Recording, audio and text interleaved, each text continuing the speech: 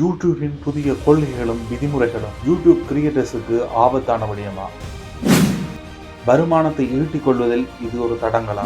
AI வீடியோவை பயன்படுத்துவது முற்றுமுழுதாக யூடியூபில் இருந்து வருமானம் வழிகின்ற வழிகளை இடைநிறுத்துகிறது. மீண்டும் மீண்டும் வீடியோக்களை பதிவேற்றம் செய்வது என்பது யூடியூப் பார்ட்னர் புரோகிராமில் இருந்து வெளியேற்றுகிறது. யூடியூப் கிரியேட்டர்ஸுக்கு எந்தவித பாதிப்பும் கிடையாது. அவர்கள் தொடர்ந்தும் முன்னர் உழைத்ததை விட அதிகமாக உழைப்பதற்கு தான் வாய்ப்புகள் அதிகம். இது தொடர்பில் தான் இன்றைய பார்வைகள் விடுகின்றது.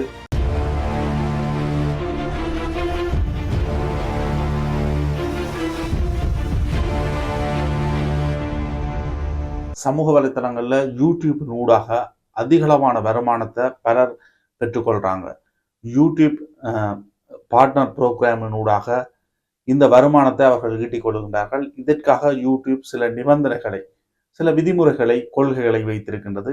அதனை யூடியூப் கிரியேட்டர்ஸ்கள் பின்பற்றுவதன் ஊடாக யூடியூபின் ஊடாக வருமானத்தை பெற்றுக்கொள்ள முடியும். குறிப்பாக இலங்கையில் இருக்கிற யூடியூபர்ஸ் 4000 மணித்தியாலம் பார்வைகளை கொண்டிருக்க வேண்டும், 1000 சப்ஸ்கிரைபை கொண்டிருக்க வேண்டும், அல்லது 3 மாத காலத்துக்குள்ள 10 மில்லியன் ஷோர்ட்ஸ் வியூ பார்வையாளர்களாக கொண்டிருந்தால் அவர்கள் யூடியூப் பார்ட்னர் புரோகிராமுக்கு எலிஜிபிளாக மாறுவார்கள்.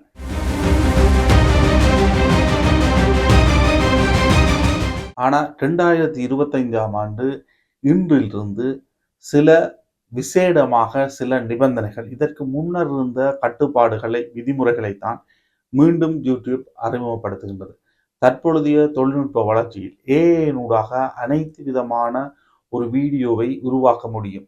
அதுக்கு தேவையான ஸ்கிரிப்டை ஏஐலேருந்து பெற்றுக்கொள்ள முடியும், அதுக்கு தேவையான ஆடியோவை ஏஐலேருந்து பெற்றுக்கொள்ள முடியும், அதுக்கு தேவையான வீடியோ காட்சிகளை எடிட் பண்றதையும் ஏஐயால செய்ய முடியும். ஆகவே ஏஐனூடாக முழுமையாக ஒரு வீடியோவை செய்து வெளியீடு செய்ய முடியும். அப்படி செய்கிற ஒரு வீடியோவை இனி யூடியூப் வருமானம் ஈட்டுறதுக்காக பயன்படுத்த முடியாது. அதே நேரம் யூடியூப் கிரியேட்டர் என்று சொல்லப்படுகின்ற ஒருவர் தான் சொந்தமா ஒரு ஸ்கிரிப்ட் எழுதி அதுக்கு வாய்ஸ் பண்ணி அல்லது விஷுவல்ல கதைச்சு அதனை போடுறதுக்கு ஏஐ வீடியோ கிளிப்ஸை பயன்படுத்தலாமான்னு கேட்டால் பயன்படுத்தலாம். அதுல எந்த பிரச்சனையும் பெறப்போவதில்லை.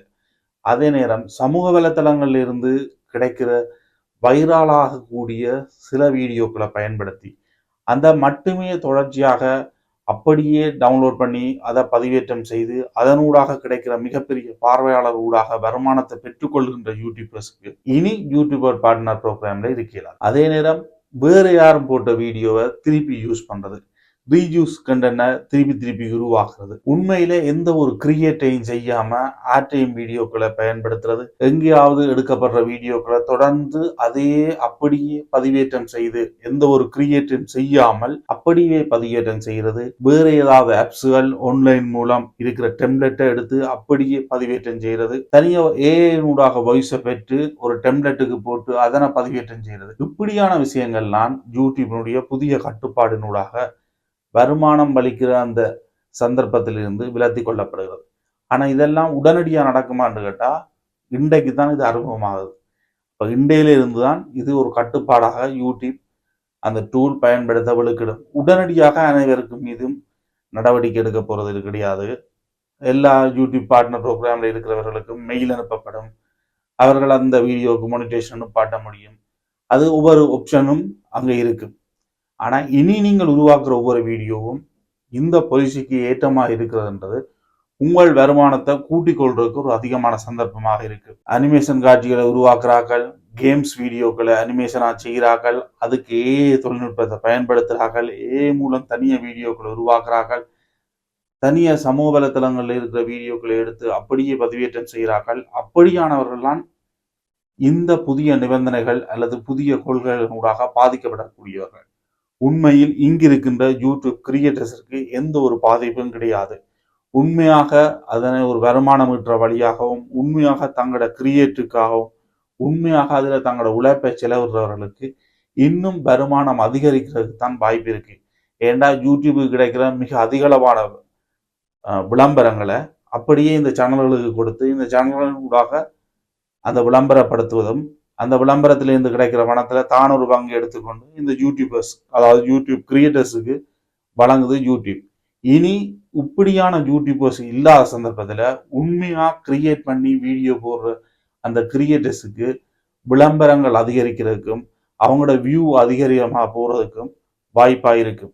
ஆகவே உண்மையாக கிரியேட்டர்ஸுக்கு இது ஒரு பாதிப்பு இல்லை, இது ஒரு வரம். உண்மையில் உங்களோட கிரியேட்டிவை நீங்கள் இன்னும் நல்லதாக்குறதுக்கு உண்மையாக யூடியூப் உருவாக்கப்பட்டதனுடைய நோக்கம் அல்லது இந்த யூடியூப் ப்ரோக்ராமுடைய அடிப்படையே யூடியூப் கிரியேட்டர்ஸை வளர்த்து கொள்வது, உண்மையான வீடியோக்களை உருவாக்குறது. அந்த அடிப்படையில் இருந்து பார்க்க யூடியூப் கிரியேட்டர்ஸுக்கு இது ஒரு வரமான விடயம். இன்னொரு பார்வையில் சந்திக்கிறேன். நன்றி, வணக்கம்.